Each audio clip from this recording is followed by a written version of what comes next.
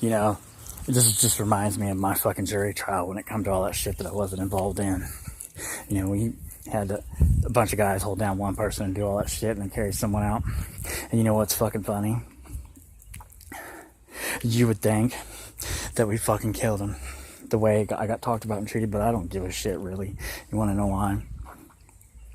Because the shit was staged anyways. It was staged for the purpose. It was a trigger point. Something had to happen.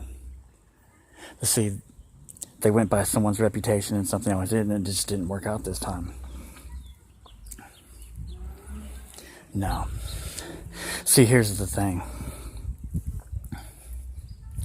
When it comes to enforcement of rules inside a business or a home, it is up to the people inside to determine how much force is used. Once it goes outside, it becomes public domain.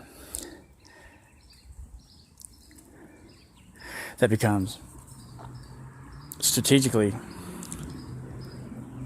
if a man's unarmed and he's just being belligerent, that isn't a right for you to detain him. You're supposed to stand there and take what he has to say. That's what your job is. If he's not physically touching you, or harming himself or anybody else, being belligerent and making a fool out of himself, that is just more of a showcases his character.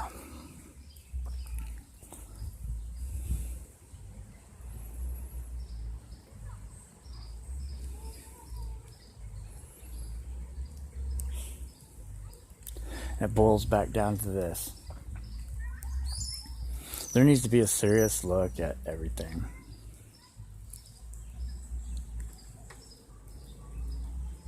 Are we going to be a society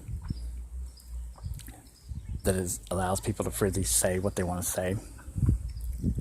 Or are we going to be a society that allows people to do every intoxicant they want to, but don't hold them responsible, but hold the people serving them responsible?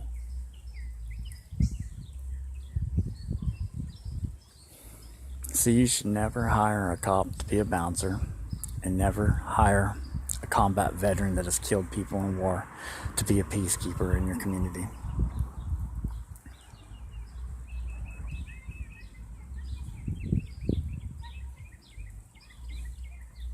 Honestly, you need to find people that have been rehabilitated through the prison system, that have been through there, that want to make a difference, that understand that sometimes you got to throw down in the neighborhood with your fist to get some respect.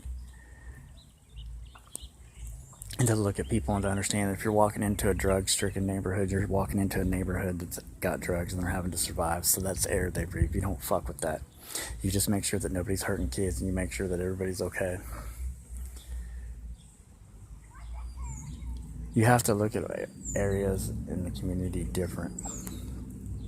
You can't treat every area in life as equal. Because if you're stuck in the quicksand in a part of life, you can't treat it like someone's got a firm foundation. Because when you're dealing with an area of people in an area where it's poverty stricken and quicksand and everything's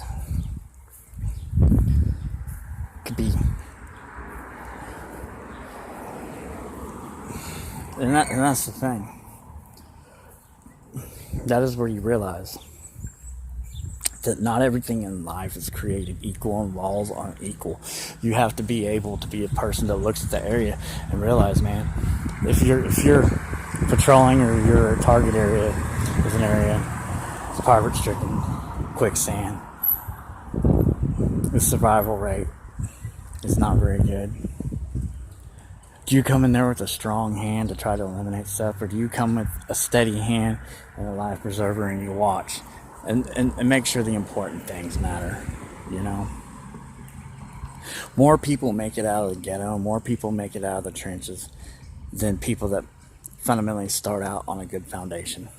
Because most people that start out on a good foundation only stay in the existing area.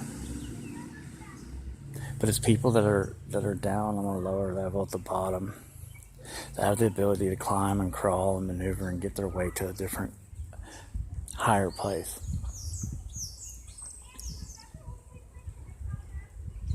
Success isn't a straight line.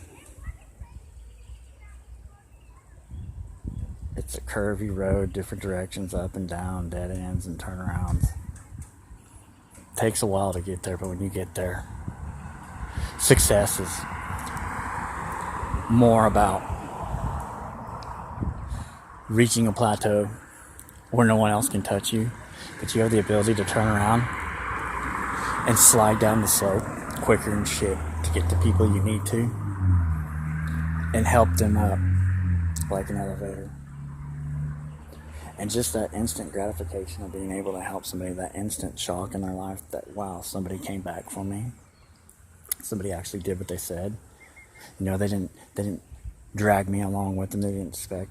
They just turned around and came back and said, hey, here's for trying to make it up and follow me on this.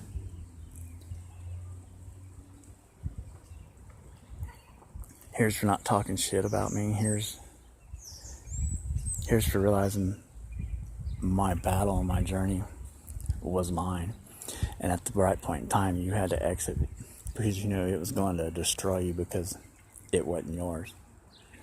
But you stayed back and you didn't talk shit and you just watched and you allowed a person to grow and fundamentally figure it out. Can I say I really and truly have that out of some people? I would like to think so. But it isn't until I'm able to turn back around and look. Because you'll see, it won't be the ones that come rushing to you. It'll be the ones that are waiting for you to come around. To see, at this point in time in my life, I need the ones to come around. Because to me, it would be much better to cross the finish line with somebody smiling and laughing than to cross the finish line angry, bloody, and pissed off at the world. Because if you end up doing that, then what, you're not going to turn around and look back and remember people just because they didn't make the full journey with you. The fact that they didn't talk shit and they stayed back and allowed you to do what you had to do.